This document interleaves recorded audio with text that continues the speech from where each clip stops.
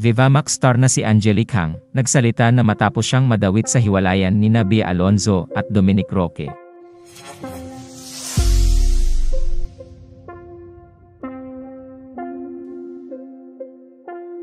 Nadawit si Angelique Hang sa hiwalayan ni Bea at Dominic matapos mag-post ang controversial social media personality na si Christian Albert Gaza, o mas kilala bilang si Sean Gaza, sa kanyang Facebook page noong Martes, February 6. Sa kanyang post, sinabi niyang, "Breaking news, Dominic Roque, nahuli ni Bea na pinagjajack si Angelique Hang."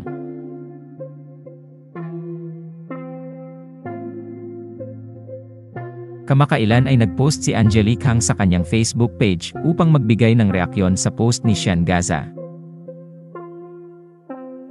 Ayon sa kanya, "Nananahimik ako dito sa Japan, pagkagising ko maririnig ko na ini-issuehan mo na naman ako Christian Albert Gaza."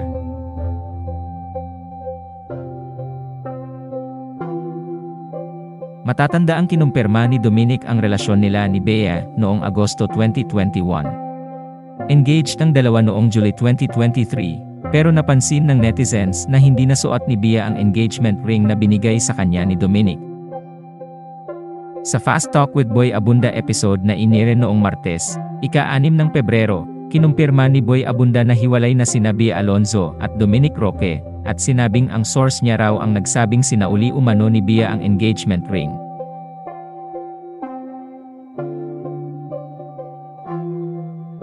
Anya, "Ako'y nalungkot ho talaga dahil madalas, pag nagkikita kami ni Bea ay nagkakakwentuhan ho kami tungkol sa buhay, tungkol sa kanila, their marriage plans, etc.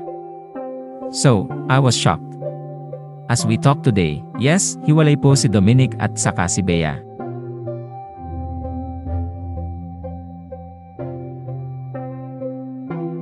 Ayon din kay Tito Boy, hindi totoo ang mga espekulasyon na ang prenup agreement umano ang dahilan, kaya hindi na matutuloy ang kasal ng dalawa.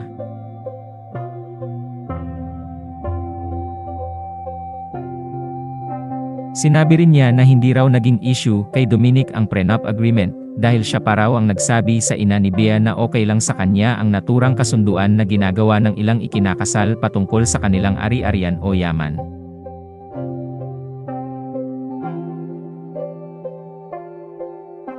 Salamat sa panonood. Huwag kalimutang mag-subscribe sa aming YouTube channel, i-like ang video na ito, at i-turn on ang notification bell.